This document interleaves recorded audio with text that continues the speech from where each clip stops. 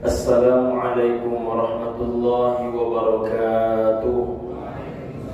Yang ketiga, wad'awat mustajabah, doa-doa menjadi mustajabah. Maka paling tidak 5 doa jangan pernah ditinggalkan dalam hidupnya, terutama di bulan suci Ramadan. Pertama, doa minta ampunkan dosa. Yang paling pendek, Rabbighfirli wa liwalidayya warhamhuma kama rabbayani shaghira.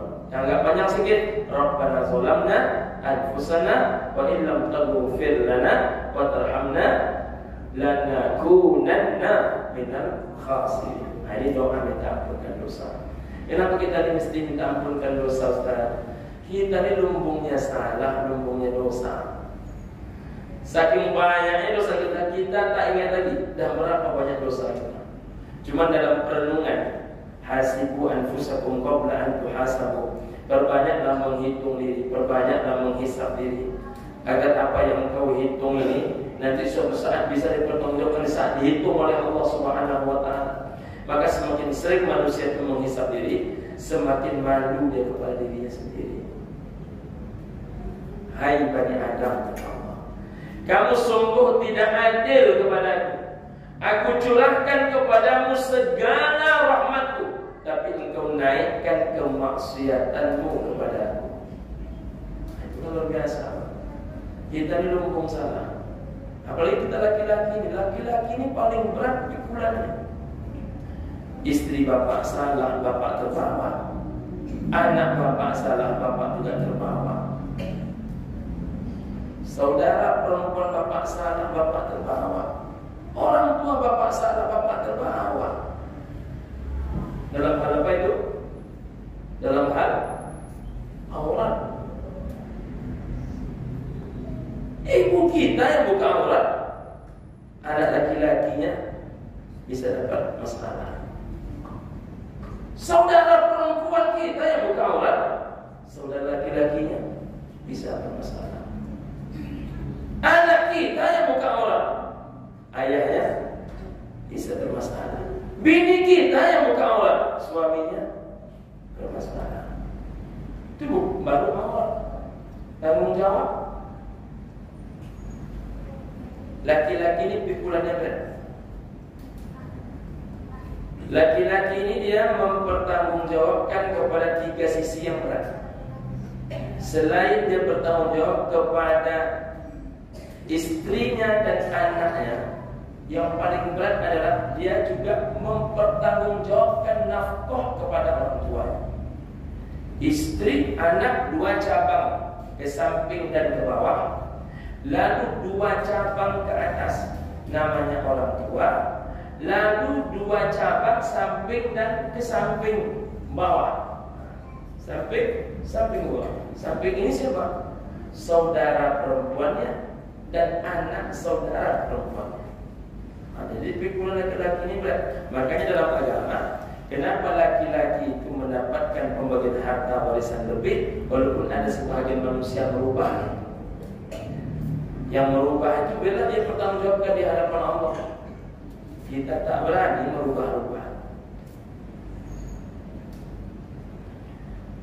Bila mati ayah emak, maka saudara perempuan itu menjadi tanggung jawab saudara laki-laki sampai dia menikah. Kan berat kan? Kalaulah ayah emak yang wafat tadi meninggalkan anak-anak perempuannya lalu dititipkan kepada anak laki-lakinya, lalu rupanya setelah menikah suami saudara-saudara perempuannya ini mati pula, berpulang ke rahmatullah. Coba bayangkan pikulannya. Dia mesti bertanggung jawab terhadap istrinya, mesti bertanggung jawab terhadap anak-anaknya, lalu bertanggung jawab menafkahi 3 saudara perempuannya, ditambah dengan 4 masing-masing anak saudara perempuannya yang yatim. Itu tanggung jawab saudara laki-laki. Ayah bapak buat selama ini macam mana? Maka pikulan kita ini berat. Makanya kalau kita ini mau merenung, itu makin sering menangis. Karena kita tidak tahu dosa kita ini tidak mau dihitung dari mana. Dihitung kanan dosa, dihitung kiri dosa, dihitung ke atas dosa juga. Ke bawah patah lagi. Itu belum dihitung tuh Pak. Dosa mohon maaf main perempuan, belum dihitung tuh dosa judi, belum dihitung tuh dosa meninggalkan sholat. Itu dianggap sholat semua. Dianggap tak pernah menyentuh perempuan, dianggap dia tak pernah berjudi, dianggap dia tak pernah khamar, dianggap dia tak pernah narkoba. Dosa urusan bini, emak, ayah, anak, keponakan, saudara kandung perempuan, itu saja berat pikiran tanggung jawab. Nah, makanya kita mohon kepada Allah, hapuskan dosa. Makanya kepada Allah Ta'ala itu kan dua hal. Bahkan dalam bulan suci Ramadan ini ada doa khusus, doa minta maaf. Makanya saya selalu protes itu yang kedua, istilah minta ampun kepada Allah, minta maaf kepada manusia. Saya selalu komplain dengan kalimat itu. Itu kalimat yang sangat keliru. Kepada Allah Ta'ala itu dua, minta ampun dan minta maaf. Kepada manusia baru minta maaf sahaja. Makanya Rabbi firli warhamni wajburni warfa'ni warzuqni wahdini wa'afini wa'afani. Pangkalnya Rabbi firli, ya Allah ampuni aku. Ujungnya adalah wa'fu anni, maafkanlah aku. Bahkan di bulan puasa doanya khusus, Allahumma innaka afuwun karim tuhibbul afwa fa'fu anna. Itu kan doa minta maaf. Jadi minta maaf itu bukan ke manusia. Yang paling berat itu bukan kepada manusia minta maaf. Minta maaf ke Allah Ta'ala itu yang paling berat. Kalau minta ampun kan cuma nutup, ditutup dosanya, ditutup salahnya, ditutup keburukannya, hingga yang nampak cuma kebaikannya. Mengapa dia dipuji? Karena buruknya sifat. Kenapa dia dimuliakan? Karena aibnya ditutupi. Dia diampuni tapi tak dimaafkan. Nah, maaf itu kapan hadirnya? Satu, taubatan nasuha. Kita nih taubat baik sambal lado, Pak. Ketika nak taubat betul-betul dinampaknya. Tapi 7 hari dia masih habis sudah nampak lagi. Yang kedua, agar dosa itu diampuni, agar dosa itu dimaafkan, Ibu dan Bapak rahimahumullah, ketika Allah Ta'ala mengujikan kepada kita sakit, musibah, tak satu pun gundah gulana, sakit, bahkan tertusuk duri sekalipun, kecuali itu menjadi penghapus dosa. Makanya ketika diuji oleh Allah dengan sakit, sabarlah. Wasbir ala ma asabak, bersabarlah engkau, kata Allah Ta'ala, dengan apa yang diujikan.